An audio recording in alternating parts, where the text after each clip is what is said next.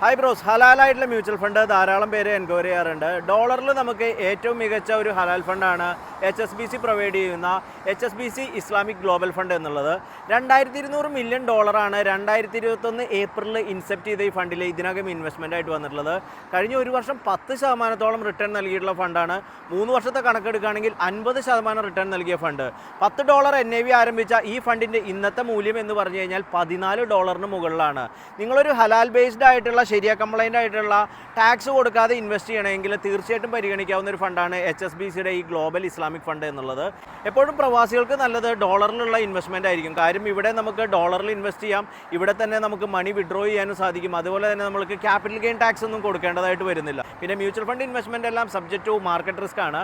80% US മാർക്കറ്റിൽ focus ചെയ്യുന്ന ഈ ഫണ്ടിലെ പ്രധാന ഇൻവെസ്റ്റ്മെൻറ്റ് എന്ന് പറഞ്ഞാൽ എൻവിഡിയ, ആപ്പിൾ, മൈക്രോസോഫ്റ്റ് തുടങ്ങിയ മുൻനിര കമ്പനികളിലാണ്. ഗ്ലോബലായിട്ട് ധാരാളം ഫണ്ടുകളാണ് ഇന്ന് മാർക്കറ്റിൽ അവൈലബിൾ ആയിട്ടുള്ളത്. US മാർക്കറ്റിലെ തന്നെ മുൻനിര AMCകളായിട്ടുള്ള BlackRock, Fidelity, Morgan Stanley, JP Morgan, Invesco തുടങ്ങിയ വമ്പൻ ഫണ്ട് ഹൗസുകളുടെ ധാരാളം ഫണ്ട്സ് നിങ്ങൾക്ക് ലഭ്യമാണ്. ലംസമായിട്ടും SIP ആയിട്ടും നിങ്ങൾക്ക് മ്യൂച്വൽ ഫണ്ട് ഇൻവെസ്റ്റ്മെന്റ് ചെയ്യാം. അതുപോലെ തന്നെ ഈ ഒരു ഫണ്ടിന്റെ എക്സ്പെൻസ് റേഷ്യോ നോക്കുകയാണെങ്കിൽ 1% താഴെയാണ്. തീർച്ചയായിട്ടും ഒരു ബെറ്റർ റിട്ടേൺ ഒക്കെ നിങ്ങൾ ആഗ്രഹിക്കുന്നുണ്ട്, ഡോളർ പോലെയുള്ള ശക്തമായ കറൻസിയിൽ ഇൻവെസ്റ്റ് ചെയ്യണം, ഇൻഫ്ലേഷനൊക്കെ ബീറ്റ് ചെയ്യണമെങ്കിൽ നിങ്ങൾക്ക് എപ്പോഴും ബെറ്റർ റിട്ടേൺ നൽകുക ഡോളറിലുള്ള ഇൻവെസ്റ്റ്മെന്റ് ആയിരിക്കും. Okay bros, thanks.